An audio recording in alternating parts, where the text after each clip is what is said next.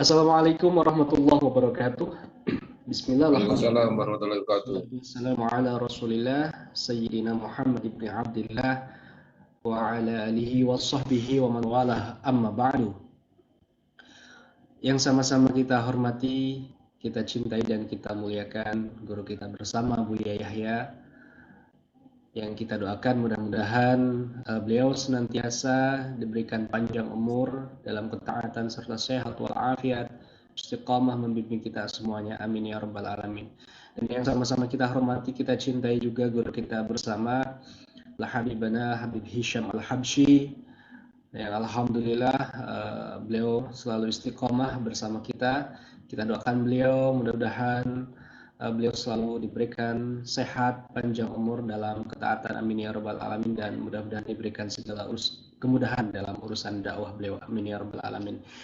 Hadirin sahabat Wakif semuanya, alhamdulillah malam hari ini kita bisa kembali rutin istiqomah dalam agenda ngaji kita, dalam agenda belajar kita, yakni ngaji virtual, ya, ngaji virtual, masya Allah. Alhamdulillah, tentu merupakan satu kebaikan dari Allah Subhanahu Wa Taala untuk kita semuanya bisa istiqomah belajar, walaupun mungkin lewat media virtual seperti ini, tapi mudah-mudahan tanpa mengurangi keberkahan majelis mulia ini, insya Allah. Baik, malam hari ini agenda ngaji kita insya Allah bersama guru kita Habibana Habib Hisham Al-Habsyi. Tapi sebelumnya mungkin mohon maaf ya teman-teman semuanya, kalau mungkin biasanya kita ngaji di jam 8, malam hari ini kita majukan 1 jam karena beliau, masya Allah, guru kita Habib Hisham Al-Habsyi ada agenda dakwah lain yang tentunya tidak bisa ditinggalkan juga. Jadi insya Allah biar kita tetap istiqomah, malam hari ini kita majukan jadwalnya di jam 7 sampai dengan jam 8 nanti. Seperti biasa kita akan ngaji seputar bab akidah. Nah, kemudian juga nanti ada beberapa sesi atau beberapa tanya jawab yang sudah tentunya kami siapkan, pertanyaan-pertanyaan dari sahabat semuanya. Insya Allah ada beberapa yang akan kita angkat ya pada malam hari ini. Tentu juga jika memang nanti waktu masih memungkinkan, kita akan berikan kesempatan juga buat sahabat-sahabat semuanya untuk bisa bertanya langsung kepada Habib Hisham Al-Habsyi. Baik, kita akan persilakan langsung guru kita Habib Hisham Al-Habsyi untuk menyampaikan materinya. Sahabat-sahabat semuanya jangan lupa siapkan catatan ya untuk mencatat apa yang nanti akan disampaikan, dan tentunya siapkan hati dan pikiran kita. Baik, langsung saja kepada Habib Hisham Al-Habsyi, dipersilahkan. Shallu ala Nabi Muhammad.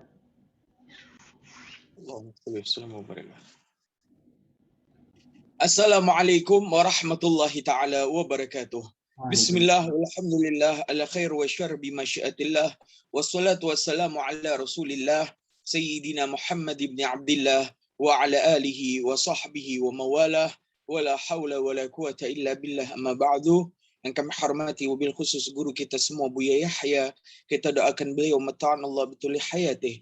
Semoga Allah memanjangkan umur beliau, memberikan kepada beliau rezeki yang halal, thayyiban, mubarakan fiha ala kulli hal, dan semoga Allah Jalla Jalaluh selalu menjadikan beliau perantara wasilah antara kita dengan baginda Nabi Muhammad sallallahu alaihi wasallam. Yang kami cintai para hadirin hadirat, para penuntut ilmu Allah dan Rasulnya. Ketahuilah, Al-Imam Ibn Ruslan dalam kitabnya Safwatiz Zubat, di awal muqaddimahnya beliau mengatakan, awwalu wajibin alal insani ma'rifatul ilahi bistiqani.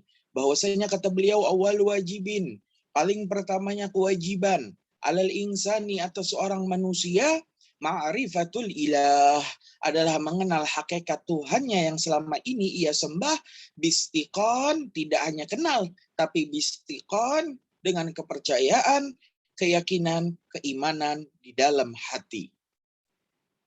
Maka kewajiban pertama bagi kita manusia adalah kita kenal dengan Tuhan kita, yaitu Allah yang kita sembah selama ini.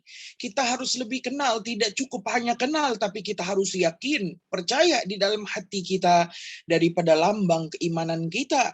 Yang pertama yaitu iman kepada Allah Subhanahu wa Ta'ala.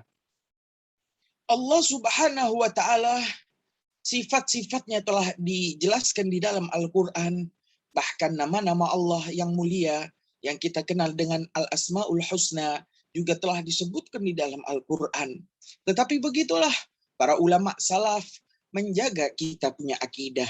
Bagaimana akidah, keimanan, kepercayaan dari para sahabat yang diwariskan oleh Rasulullah sampai keyakinan dan akidah itu kepada kita dijaga oleh para ulama salaf, di mana para ulama salaf melihat bagaimana perkembangan Islam dari satu tempat ke tempat lain mempengaruhi daripada aliran-aliran kepercayaan di dalam Islam.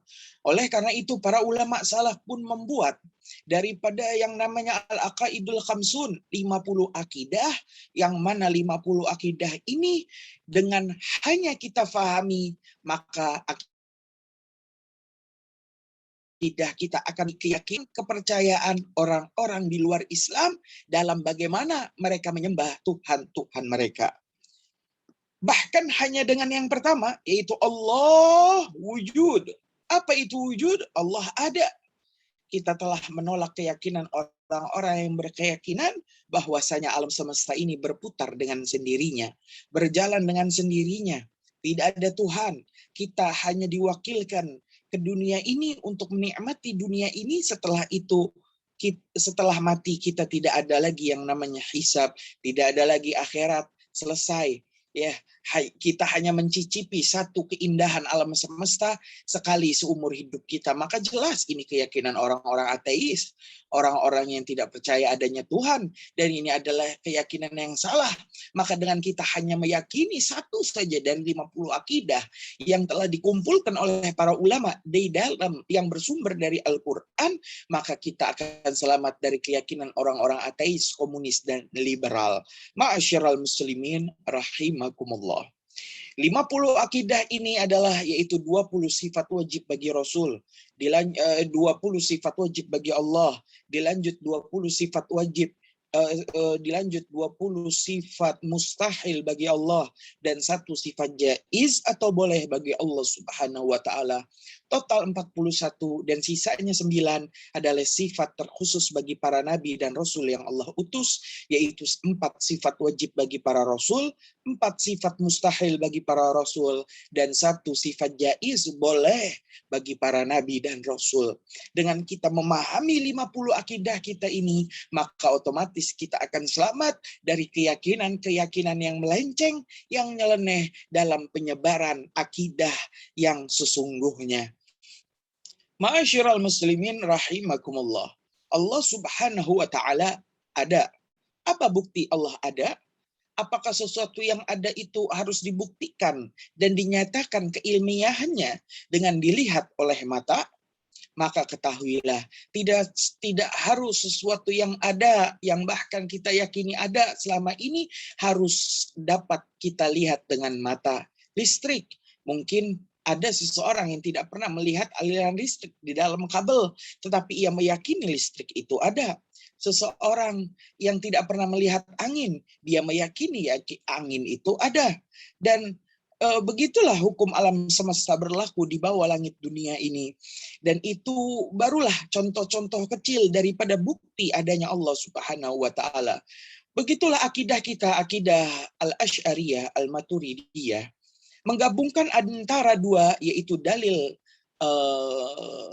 nakli dan dalil akli.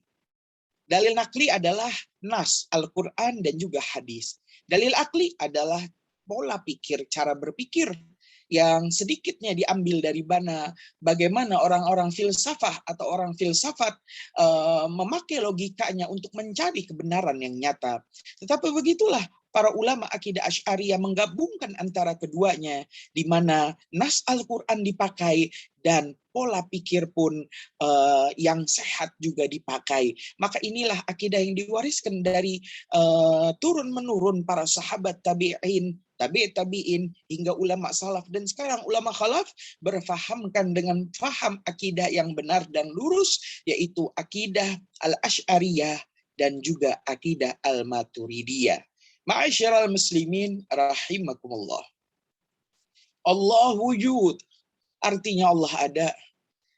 Jika kita pernah mengalami suatu keadaan di mana depan rumah kita yang tanah itu tiba saja menjadi banjir atau becek sebab hujan yang turun. Dan ketika kita keluar rumah, kita melihat ada jejak-jejak kaki, seperti kaki kucing lewat, maka kita yakin barusan berapa menit yang lalu ada kucing yang lewat di tempat ini karena terlihatlah jejak kakinya.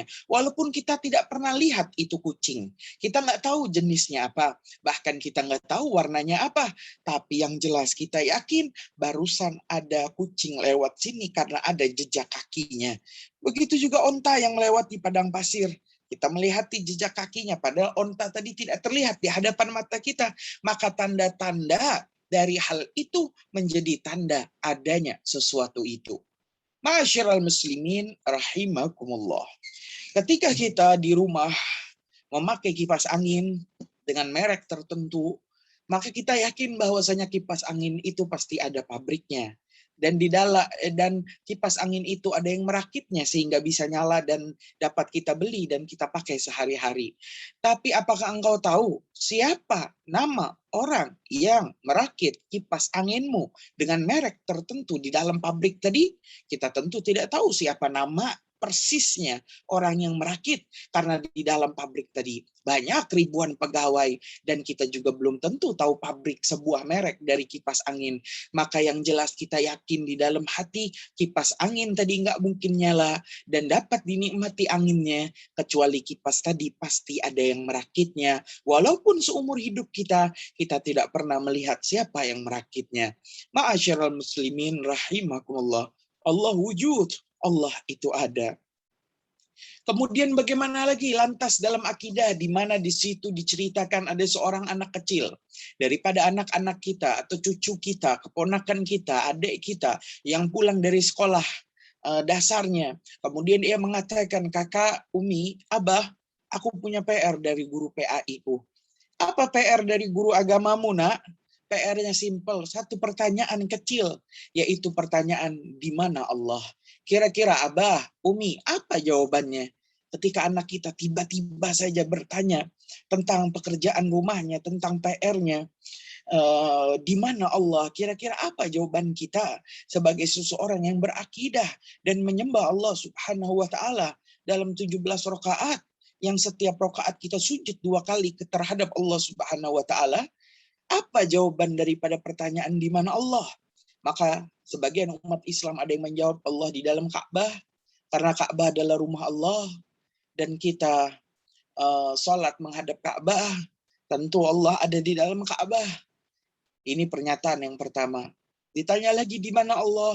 Satu orang menjawab, Allah itu di atas. Karena aku sering mendengar seorang muslim ketika terkena musibah, dia mengatakan, serahkan semuanya kepada yang di atas. Maka Allah Maha atas, Allah Maha di atas. Apakah ini juga benar? Tiba saja sekelompok muslim lain berkata, oh tidak, Allah di arash. Karena ayatnya jelas mengatakan, wastawa alal arash. Dan Allah bersemayam di atas arashnya. Dalam surat Ar-Rahman juga disebutkan Ar-Rahman, War-Rahmanu alal arsh istawa. Dan Ar-Rahman yaitu Allah di atas arash istawa bersemayam. Memikirkan bagaimana Allah Subhanahu wa taala tinggal di langit, mempunyai istana yaitu arash dan Allah berada di dalamnya. Apakah betul keyakinan Allah di arash ini? Dan di sana ada lagi orang Islam yang mengatakan, oh, daripada kalian bingung Allah itu di Ka'bah, di arash atau di atas, maka jawaban yang simpel adalah Allah di mana-mana. Apakah keyakinan Allah itu di mana-mana adalah keyakinan yang benar juga?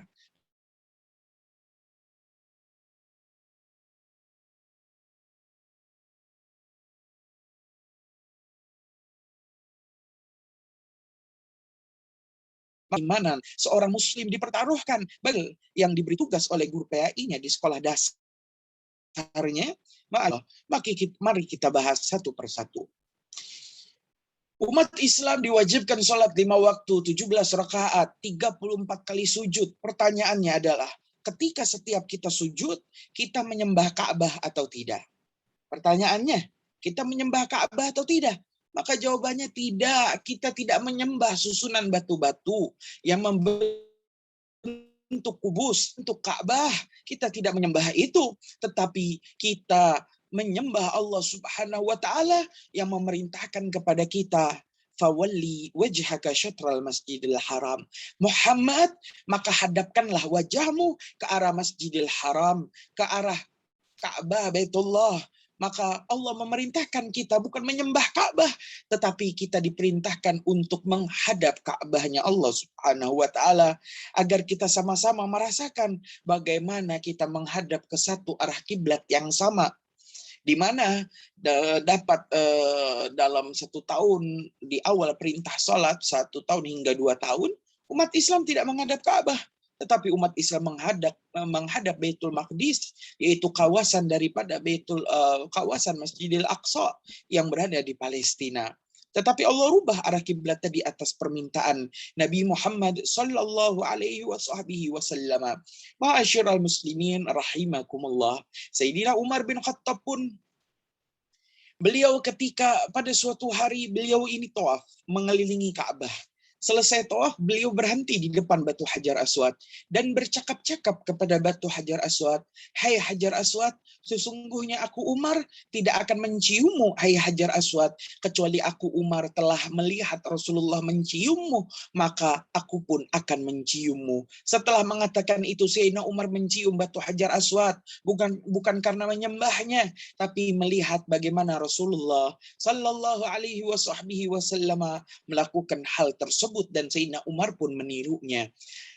Maka jelas tertolaklah fitnahan-fitnahan dari mereka penyembah-penyembah patung, bahwasanya umat Islam juga sama seperti kami, di mana umat Islam menyembah batu-batu yang tersusun, yaitu Ka'bah. Maka jawaban kita jelas adalah kita tidak menyembah Ka'bah, tetapi kita hanya menghadap Ka'bah atas perintah Allah sang pemilik Ka'bah. Ma'asyiral muslimin rahimakumullah. Maka keyakinan Allah di dalam Ka'bah jelas tertolak. Lantas bagaimana? Ini kok nggak ada gambarnya, Kak? Lagi ngezoom.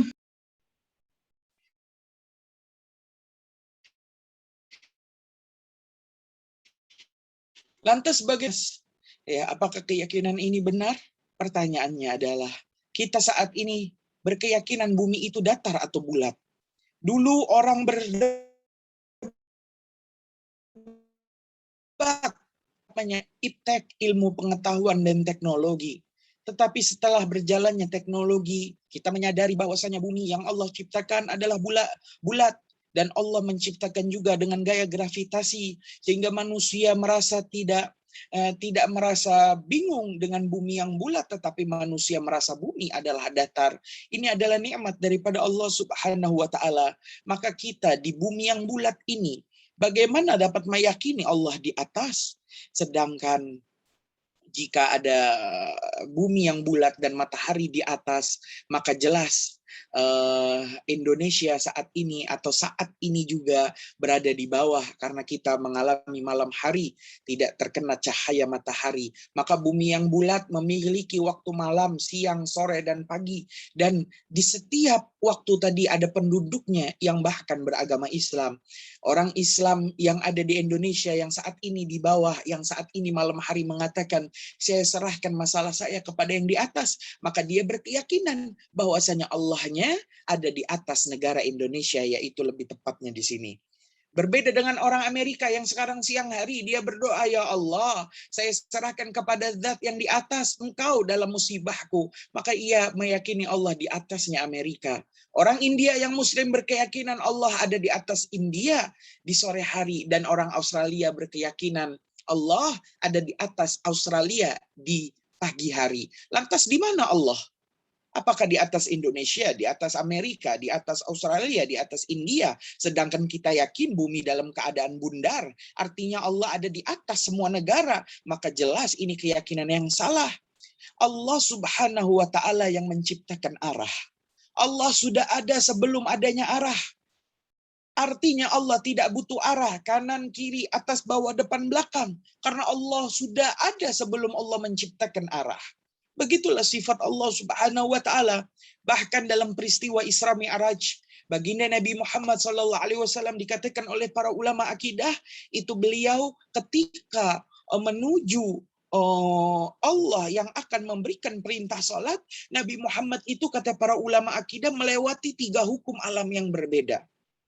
Di mana Nabi itu berangkat dari Masjidil Haram ke Masjidil Aqsa menggunakan hewan burak, dan hewan burak itu pun akhirnya ditinggal di Masjidil Aqsa, dan Nabi naik menggunakan Mi'raj. Mi'raj itu kalau arajas sama itu naik ke langit. Mi'raj alat untuk naik. Jadi kalau sekarang mah ada tangga, lebih keren lagi ada eskalator, lebih keren lagi ada lift. Mi'raj, alat untuk naik yang digunakan lebih luar biasa daripada itu. Para ulama mengatakan Mi'raj, tangga tersebut terbuat khusus dalam surga Firdaus, dan Nabi pun menaikinya. Bagaimana bentuknya? Wallahu a'lam bishawab. Nabi melewati tangga Mi'raj, Nabi tidak menggunakan buraknya lagi, sehingga Nabi naik sampai di langit dunia. Yang mana langit dunia? Bukan yang berwarna putih. Ketika kita menaiki pesawat, kita menembusnya, maka itu awan. Bukan yang berwarna biru, itu namanya atmosfer. Tetapi langit dunia adalah yang berwarna hitam. Jika kita melihat bintang di langit, di atasnya ada warna hitam yang tidak berbatas, itu adalah batas langit dunia. Nabi melewati langit dunia sehingga masuk alam di langit kedua. Nabi naik lagi. Nah, ketika Nabi pindah dari langit dunia ke atas langit dunia, langit kedua, ini hukum alamnya udah berbeda. Di mana di situ dikatakan waktu tidak berlaku. Di alam malakut wal jabarut, waktu tidak berlaku. Arah pun tidak berlaku. Kemudian Nabi naik lagi ke langit ketujuh, hingga Nabi naik lagi ke Lauhil Nabi naik lagi ke Baitul Ma'mur, Nabi naik lagi ke Lauhil Mahfuz, Nabi naik lagi ke Sidratil Muntaha, Nabi naik lagi ke Rafrafil Akhdar, terus Nabi naik lagi sehingga tangga Mi'raj tadi dalam kisah Isra Mi'raj pun habis, dan di hadapan Nabi terdapat dinding yang terbuat dari awan dan cahaya. Maka Nabi ketika ingin melangkah masuk ke dalamnya, Nabi melihat malaikat Jibril menghentikan langkahnya. Maka Nabi bertanya, "Ya Jibril, mengapa engkau menghentikan langkahmu?" Maka Jibril menjawab, "Ya Rasulullah, seandainya aku melangkah, seandainya aku Gabriel melangkah sekali lagi masuk ke dalam dinding tadi, maka akan ada api petir yang menyambar diriku sehingga menghanguskanku Jibril, karena aku tidak diizinkan oleh Allah masuk ke tempat itu, dan tidak ada satupun daripada makhluk Allah, daripada malaikat Allah yang pernah masuk ke tempat itu." Maka Nabi Muhammad pun melanjutkan perjalanannya seorang diri. Sehingga setelah Nabi berjalan sekian waktu, Nabi Muhammad SAW bertemu dengan Allah Subhanahu wa taala, dan Nabi mengucapkan at-tahiyatul mubarakatus salawatut thayyibatu lillah. Dijawab oleh Allah, "Assalamu alayka ayyuhan nabiy wa rahmatullahi wa barakatuh." Dijawab lagi oleh Nabi, Assalamu alayna wa ala ibadillahi salihin. Maka saat itu bertemulah Nabi dengan Allah Subhanahu wa taala bila kaifin walan hisarin, tanpa bagaimana, walan hisarin, dan tanpa perhitungan. Maka yakinilah berapa banyak orang yang pulang dari acara peristiwa peringatan perayaan Isra Mi'raj, akidahnya menjadi salah. Ia meyakini Allah ada di atas arasy, Allah ada di atas. Bagaimana Nabi naik ke atas dan bertemu dengan Allah, maka keyakinan ini adalah keyakinan yang salah.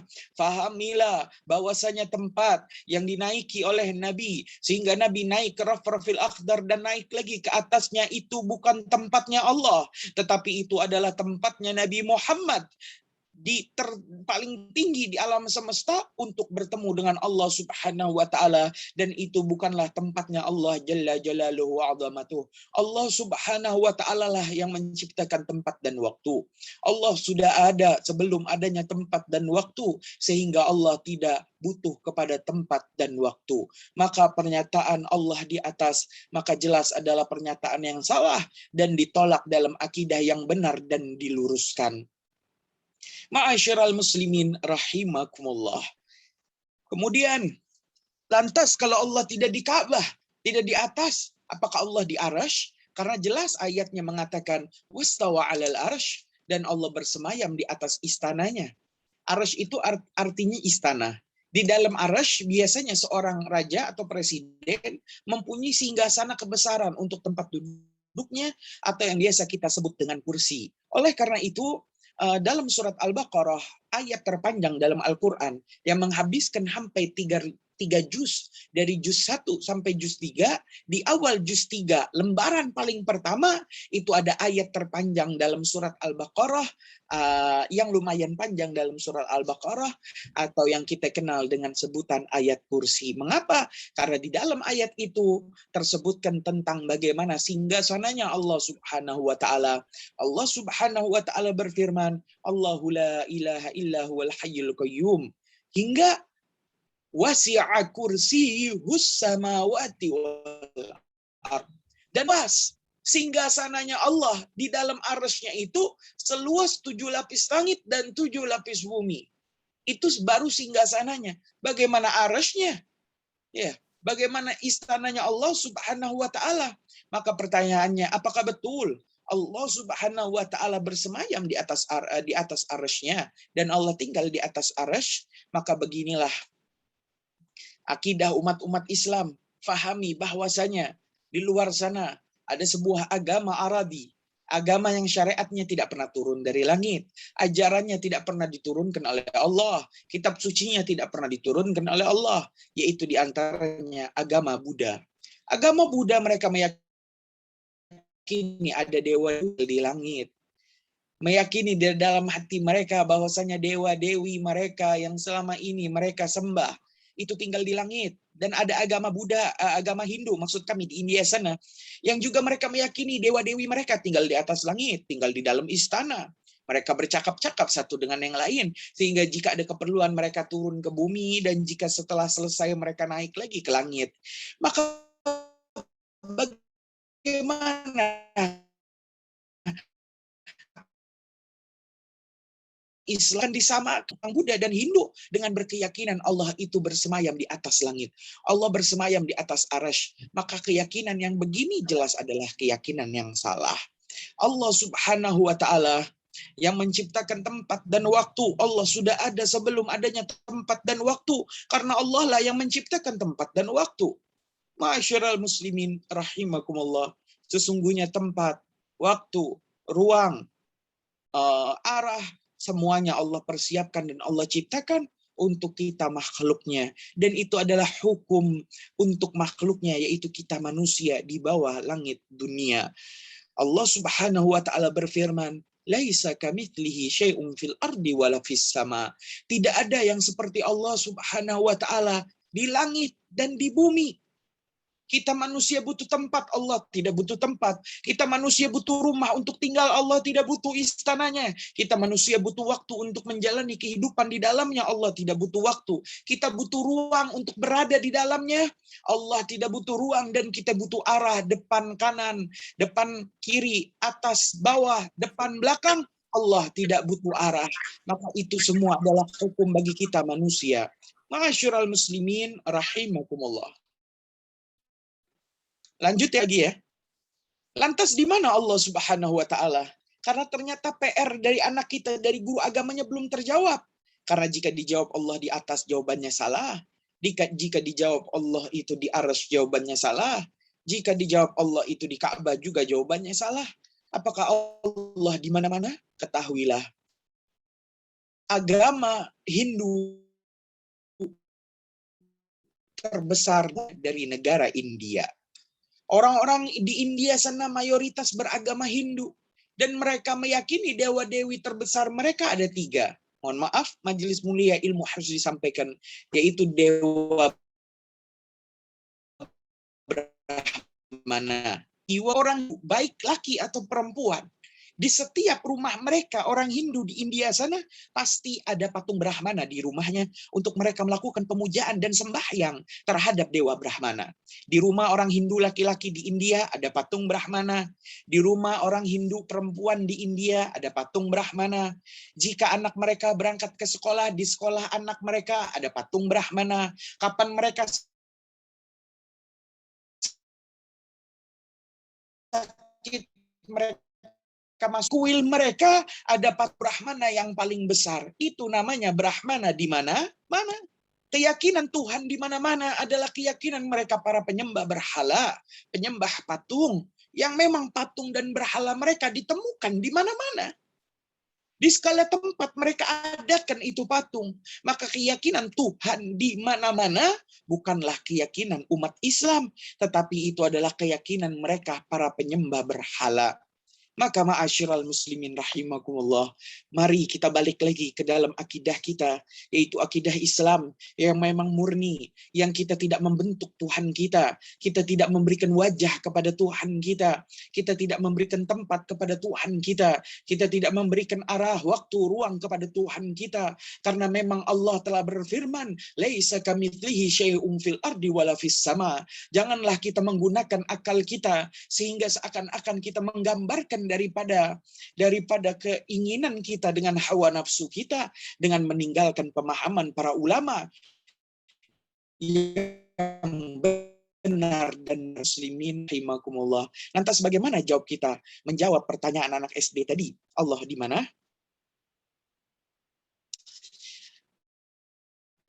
Ternak di ayam jantan 5 misalkan. Ketika Habib berangkat ke pondok untuk mengajar, santri-santri Habib bertanya-tanya, Habib, hari ini ayamnya Habib yang pelihara yang ada 5 di rumah, bertelurnya 1, 2, atau 3. Saya jawab bertelur 1 hari ini, jawabannya salah. Saya jawab bertelur 2, jawabannya juga salah. Saya jawab 3, jawabannya tambah salah. Mengapa? Karena yang saya pelihara di rumah adalah ayam jantan, dan ayam jantan mustahil bertelur. Jadi yang salah siapa? Apakah ana yang melihara ayam jantan? Tidak. Yang salah adalah santri yang bertanya, karena pertanyaannya salah. Kamu di rumah itu bertelur berapa? Pertanyaannya salah. Jangan engkau jawab, engkau pun tambah salah. Habib punya teman namanya Budi. Ini perlu diperhatikan ya. Habib punya teman namanya Budi. Nggak lama Budi nikah. Setelah dalam pernikahannya tadi hamil, mengandung 9 bulan dan melahirkan hingga, mohon maaf majelis mulia, pembukaan 10 dan melahirkan seorang anak. Pertanyaan ana, yang lahir laki atau perempuan? Yang lahir laki atau perempuan? Dijawab laki-laki, salah. Oh, Bib, berarti perempuan tuh anaknya Budi. Dijawab perempuan juga salah. Oh, Bib, bukan keduanya, bukan laki, bukan perempuan. Jawaban itu tambah salah. Ulangi. Habib punya teman namanya Budi. Budi nikah. Gak lama Budi hamil. 9 bulan. Lahiran nih Budi. Anaknya laki atau perempuan? Dijawab laki, salah. Dijawab perempuan, salah. Dijawab bukan keduanya juga tambah salah. Kenapa? Karena yang namanya Budi adalah laki. Mustahil Habib Budi setelah nikah yang hamil budinya, bukan istrinya. Sampai 9 bulan. Yang artinya apa? Yang nanya lah yang salah. Kenapa seorang laki-laki engkau tanyakan lahirannya laki atau perempuan? Kenapa ayam jantan yang emang hukumnya nggak bisa menelurkan telur, kenapa engkau tanya lagi? Telur yang keluar berapa? Allah Subhanahu wa Ta'ala yang mustahil bertempat. Ada apa lagi engkau tanya di mana tempat Allah? Maka engkau jawab di atas salah, engkau jawab di arsy salah, engkau jawab di Ka'bah salah, engkau jawab di mana-mana pun tambah salah. Kenapa? Karena pertanyaannya salah. Maka fahami kepada anak kita bahwasanya pertanyaan dari PR guru agamanya adalah pertanyaan yang salah, maka itulah jawaban yang benar. Jawabannya adalah yang bukan jawabannya adalah jawabannya. Ma'asyiral muslimin rahimakumullah. Maka mungkin ini pemahaman akidah kita dicampur percampuran antara dalil nakli dari nas Al-Quran dan hadis dan dalil akli daripada filsafat pemikiran logika. Mudah-mudahan ini menjawab pertanyaan dari akidah kita tentang di mana Allah, dan tafadhol kita serahkan kepada moderator untuk membacakan beberapa pertanyaan yang telah masuk. Baiklah Mbah, Masya Allah, Jazakallah Habibana untuk penjelasannya. Ngaji kita malam hari ini tentang akidah, tadi belum dijelaskan ya tentang sifat-sifatnya. Baru menjelaskan tentang pertanyaan di mana Allah saja, kita sudah mungkin panjang sekali. Insya Allah mungkin nanti kita jelaskan ya seputar sifat-sifat Allah dan lain-lainnya. Kita akan masuk ke pertanyaan dulu, sahabat-sahabat semuanya. Terima kasih untuk sahabat yang bertanya, tapi mungkin belum bisa kita angkat semuanya, pertanyaan dari sahabat-sahabat semuanya. Kami ingin ke pertanyaan pertama terlebih dahulu. Jadi mungkin pertanyaannya ya di luar pembahasan kita, Bapak kita. Pertanyaan dari sahabat kita di grup Wakaf Media. Assalamualaikum warahmatullahi wabarakatuh. Waalaikumsalam warahmatullahi wabarakatuh. Yang terhormat guru kita Buya dan juga Habib, mohon pencerahannya atas pertanyaan kami berikut ini. Tahun 2014 lalu kami mengikuti program dana investasi, yaitu sistem menabung yang didebet langsung di kartu kredit dan setiap bulan kami bayar. Dalam program tersebut ternyata ada asuransinya, yang mana pada saat bergabung kami tidak terlalu pedulikan karena kami dapat layanan kesehatan yang ditanggung oleh kantor 100%.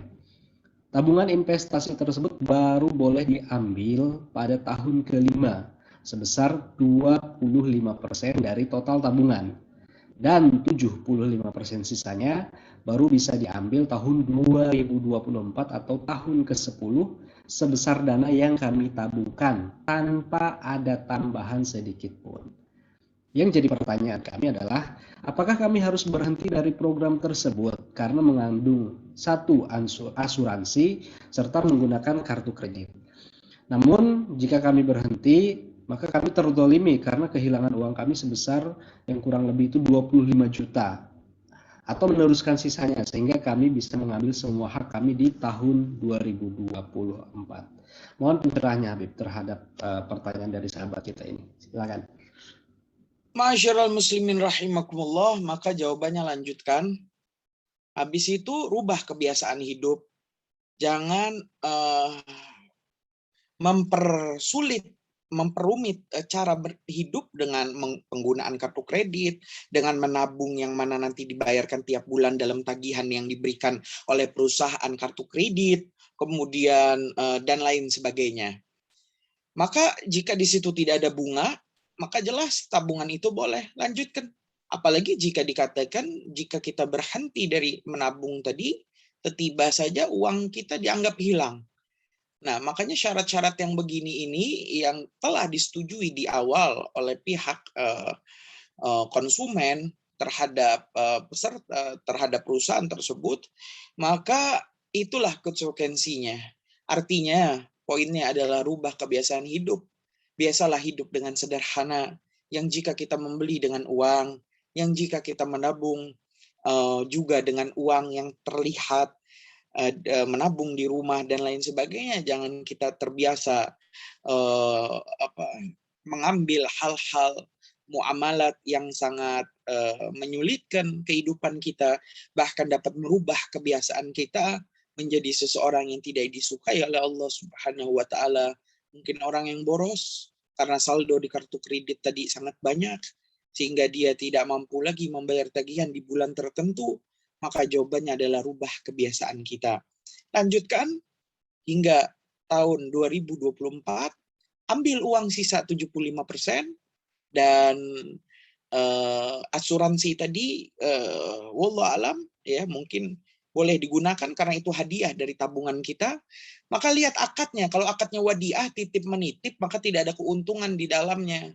Tetapi kalau akadnya korat, ya minta digolang, maka jelas yang namanya digolang bisnisnya harus jelas.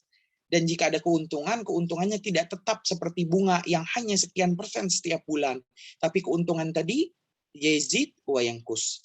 Kadang ketika perusahaan dari pengolah uang tabungan kita itu untung, maka kita dapat persenan yang besar. Jika tidak untung, kita tidak dapat persenan. Ya, bahkan jika kita rugi, jika perusahaan itu rugi karena pengolahannya buruk, kita yang menabung juga ikut rugi. Maka ini juga ini baru boleh. Ya, mungkin menjawab pertanyaan. Tafadhol selanjutnya. Baik, syukran Habib untuk jawabannya. Mudah-mudahan yang bertanya juga bisa ikut menyimak malam hari ini. Kita masih ada beberapa pertanyaan lagi. Pertanyaan berikutnya ini tentang membakar mushaf.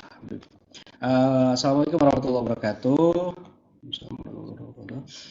Mohon maaf, izin bertanya. Kemarin kami membakar tulisan Allah dengan niat menyelamatkan agar tidak keinjak. Tetapi saya belum tahu cara membakarnya, karena waktu membakarnya saya taruh di bawah dengan sekalian pas ada api menyala. Waktu saya membakar sampah kertas juga. Tadi saya melihat video di YouTube, video Buya. Saya malah jadi takut khawatir. Saya niatnya membakar agar tulisan itu tidak terinjak-injak. Jadi mohon pencerahannya terhadap apa yang saya lakukan ini, Habib. Ya, begitulah kami di pondok itu, karena memang taklim dan banyak santri-santri itu menulis bahasa Arab yang di dalamnya tentu ada lafaz Allah, ada ayat Al-Quran, maka kertas-kertas tadi yang berceceran itu seharusnya dikumpulkan di suatu tempat. Jangan niatnya udah mau dibuang tapi buangnya ke tempat sampah, maka itu salah. Kita harus sediakan kotak khusus, ya. Kalau di pondok kita namakan kotak mulia. Artinya isi kertas-kertas yang di dalamnya ada lafaz-lafaz mulia. Dan kotak itu kita taruh di tembok di atas, ya. Kemudian niatnya apa? Di akhirnya akan dimusnahkan. Dengan niat apa? Agar tidak menjadi sampah yang tercecer dan kita malah merendahkan daripada syiar-syiar agama Allah. Syiar Allah, lafzul jalalah, syiar Allah. Maka harus kita hanguskan, dibakar, karena itulah yang menghilangkan tulisan. Nah, cara membakar itu juga harus dengan adab. Jangan sampai satu mushaf, satu bendel engkau lemparkan. Ya, mungkin caranya api di bawah kita lemparkan ke bawah walaupun niatnya membakar, tapi caranya tidak adab. Ya, mungkin agak diangkat setelah mau habis baru ditaruh. Dibakar. Satu apa? Menjaga kemuliaannya. Maka jelas membakar daripada mushaf hukumnya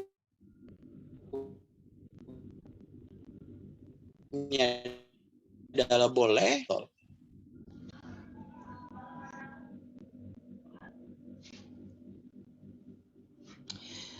Baik, syukran Habib. Sudah jawabannya tadi. Mohon maaf, ini internetnya rada-rada jelek di sini. Kita ke pertanyaan berikutnya. Ini pertanyaan berkaitan dengan akidah, ya.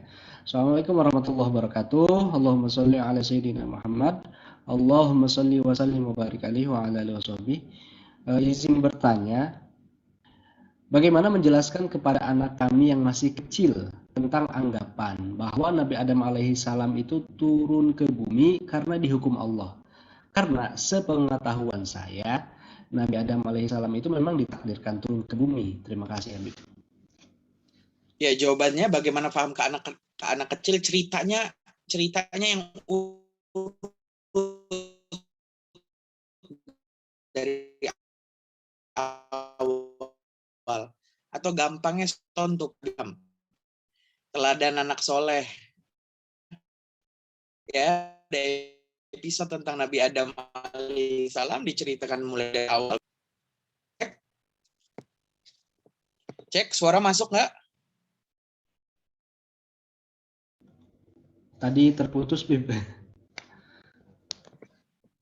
Ya, jadi jawabannya anak kita, ya bagaimana cara menjawab anak kita yang berkeyakinan Nabi Adam itu diusir dari surga?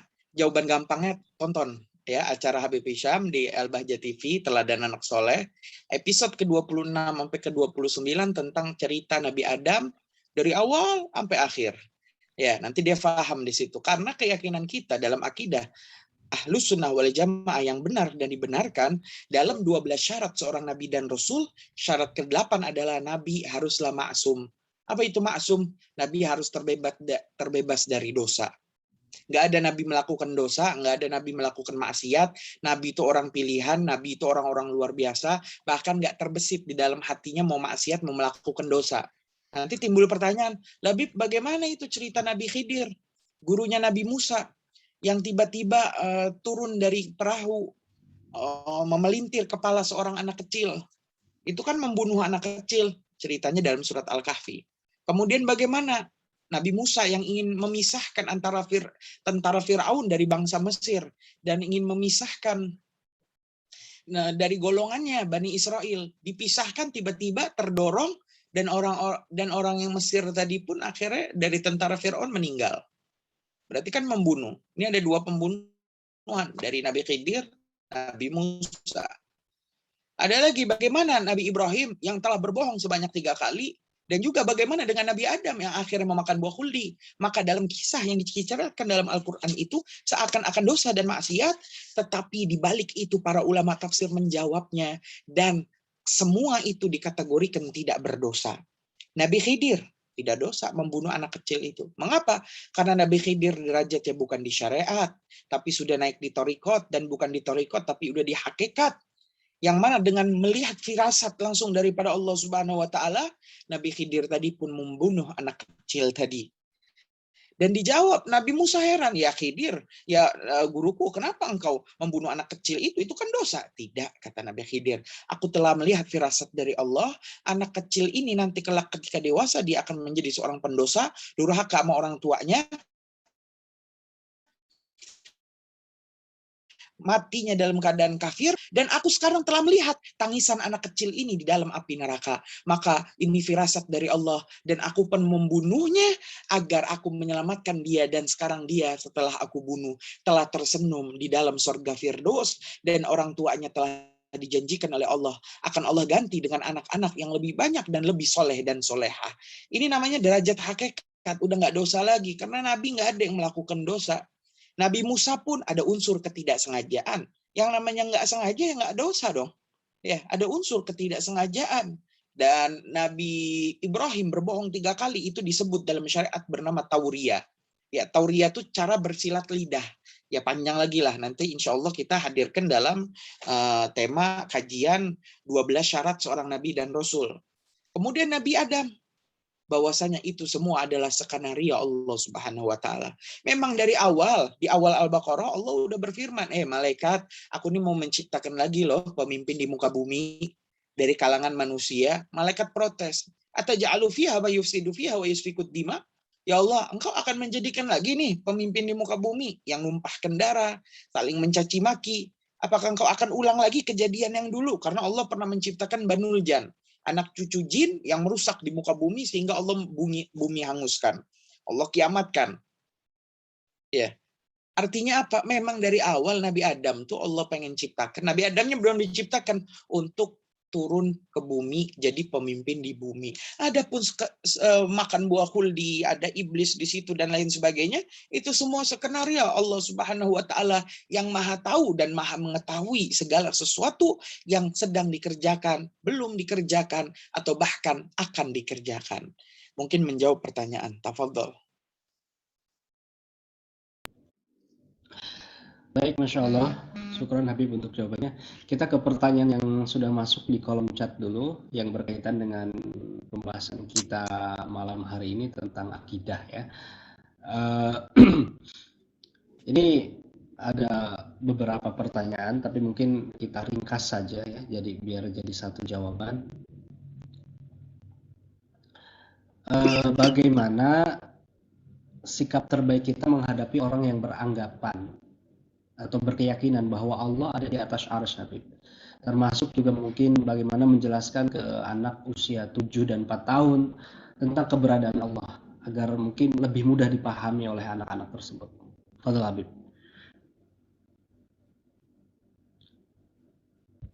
Dalam beberapa aliran akidah meyakini Allah di atas, karena mereka meyakini Allah itu di arsy dengan ayat yang udah tertulis dalam nas, yaitu wastawa ala.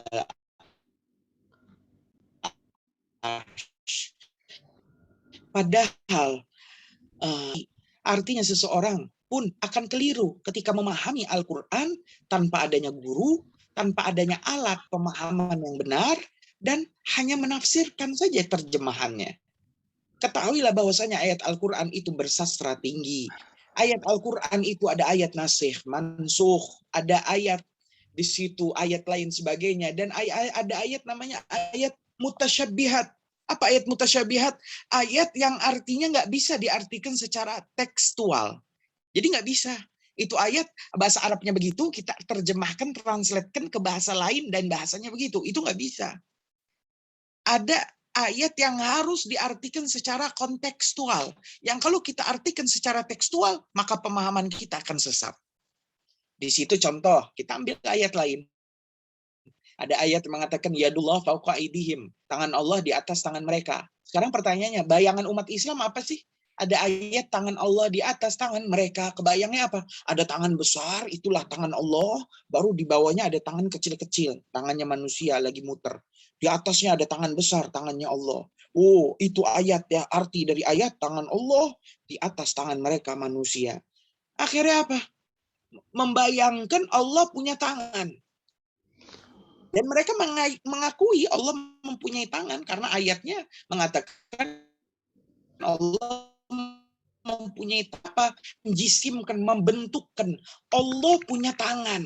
Padahal dalam akidah kita ini nggak boleh memberikan wajah dan sifat-sifat yang berkaitan dengan kita kepada Tuhan yang kita sembah karena Allah laisa kamitslihi syai'un.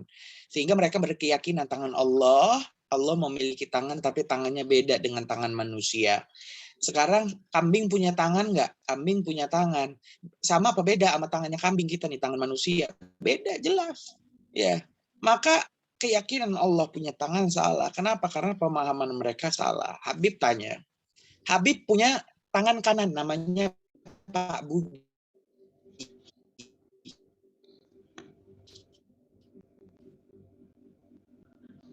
Hisham itu tangan kanan kiri. Tangan yang kanan itu berbentuk manusia karena tangan kanan Habib Hisham adalah Pak Budi.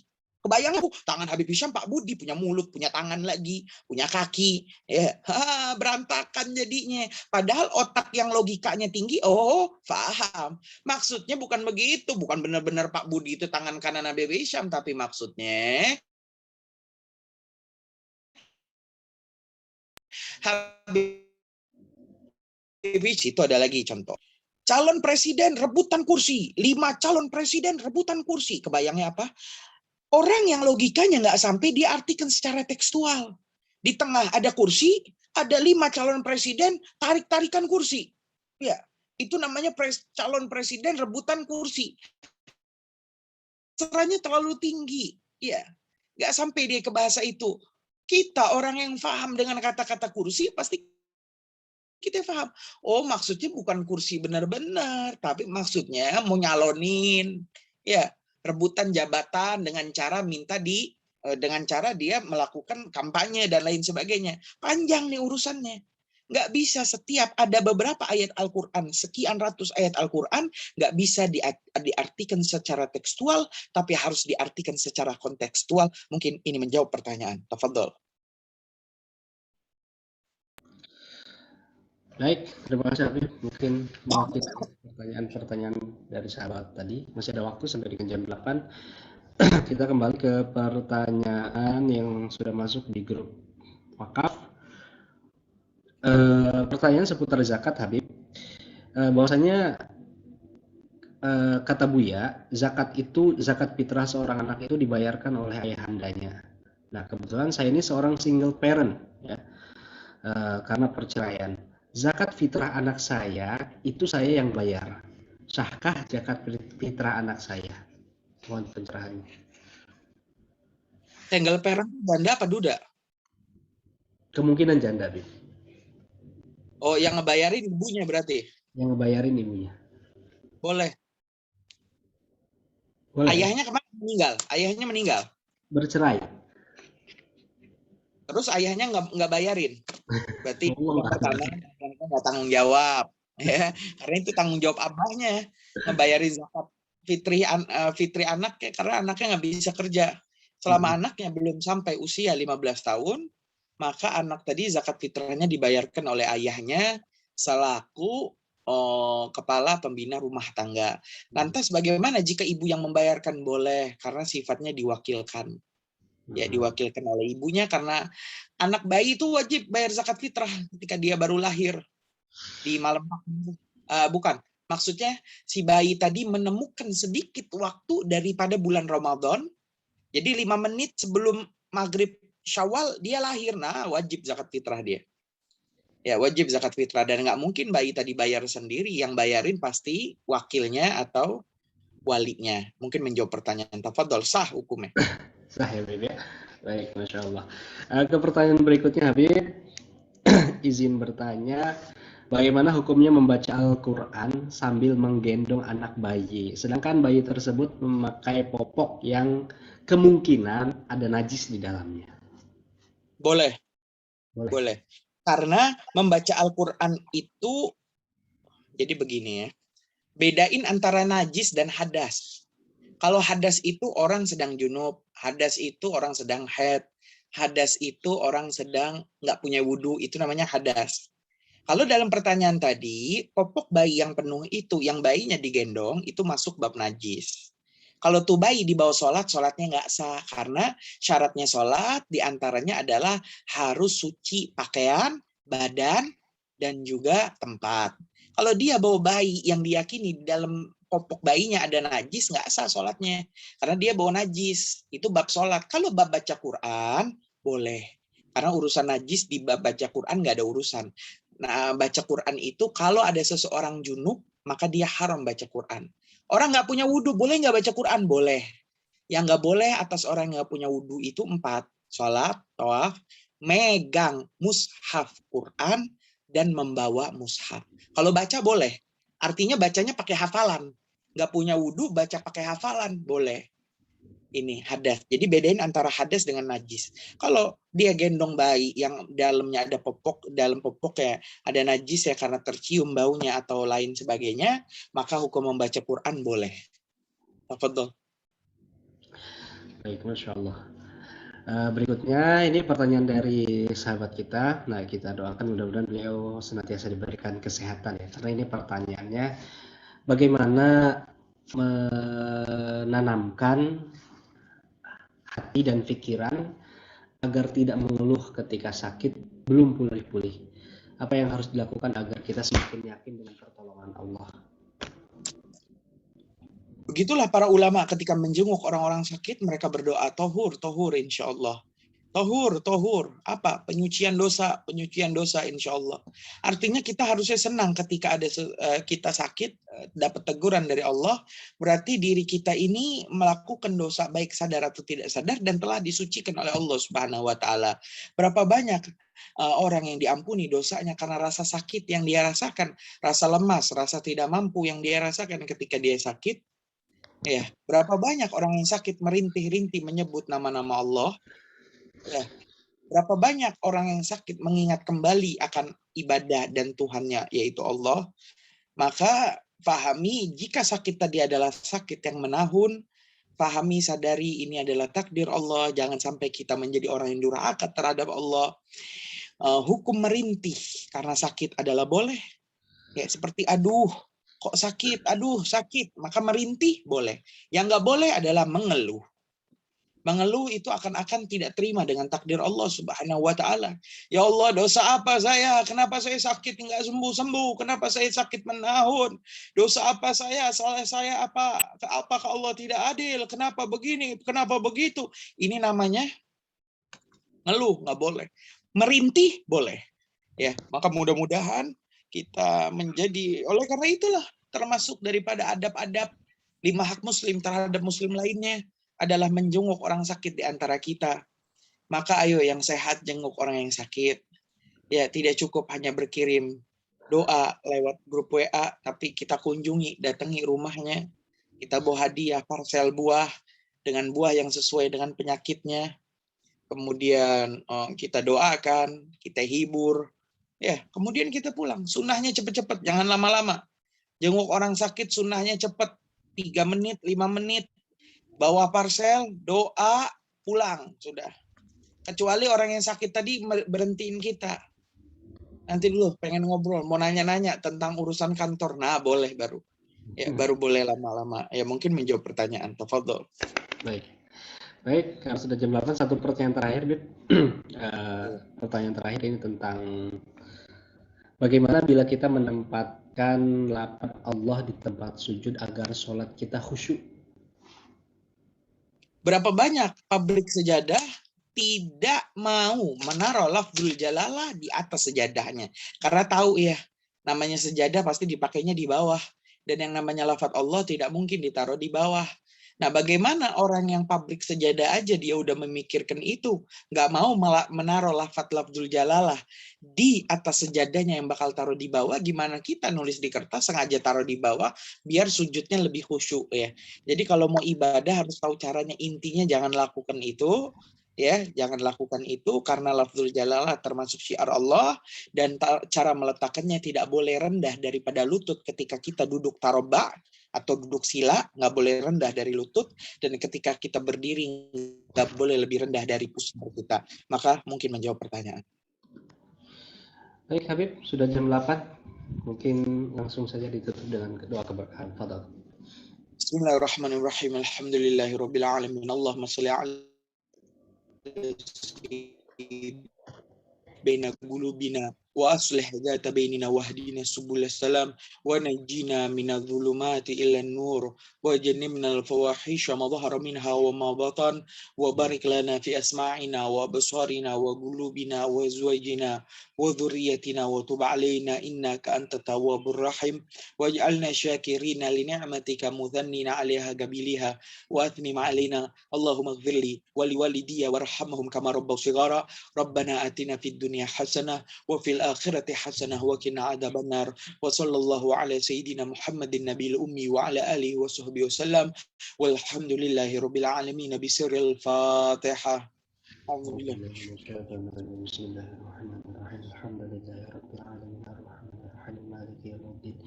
Iyyaka na'budu wa iyyaka nasta'in ihdinas siratal mustaqim صراط الذين أنعمت عليهم غير المغضوب عليهم ولا الضالين والله الموفق إلى أقوام الطريق والسلام عليكم ورحمة الله تعالى وبركاته.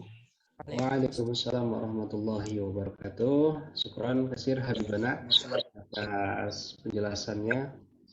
Masya Allah, alhamdulillah kita semua malam hari ini mendapatkan ilmu yang luar biasa tentang akidah.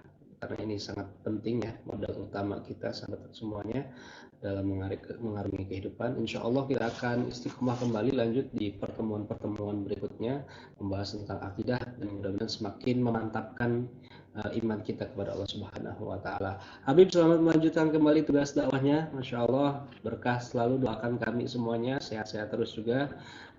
Doakan kami untuk selalu senantiasa istiqomah. Dan terima kasih juga sahabat-sahabat semuanya yang sudah berpartisipasi malam hari ini di ngaji virtual kita seputar akidah. Insya Allah kita lanjut kembali di pertemuan berikutnya bersama guru kita Habib Hisham Al-Habsyi. Mohon maaf untuk pertanyaan yang mungkin belum sempat terjawab. Insya Allah nanti kami mohon dibantu Bib ya untuk pertanyaannya. Nanti mungkin ada beberapa pertanyaan yang belum terjawab bisa dijawab via voice note by WhatsApp. Nanti insya Allah kita kirim ke yang bersangkutan. Baik, teman-teman semuanya, tentu sudah kebersamaan kita malam hari ini. Mohon maaf atas kekurangan dan kesalahan.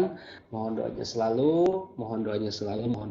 Jangan lupa doakan terus kami semuanya agar diberikan segala keistiqomahan, ketulusan dan keikhlasan menemani sahabat-sahabat semuanya dalam perjuangan ini. Kita tutup dengan doa kafaratul majelis. Bismillahirrahmanirrahim. Subhanakallahumma wa bihamdika asyhadu an la ilaha illa anta astaghfiruka wa atubu ilaik. Wassalamualaikum warahmatullahi wabarakatuh. Waalaikumsalam warahmatullahi wabarakatuh. Waalaikumsalam warahmatullahi wabarakatuh. Waalaikumsalam warahmatullahi wabarakatuh.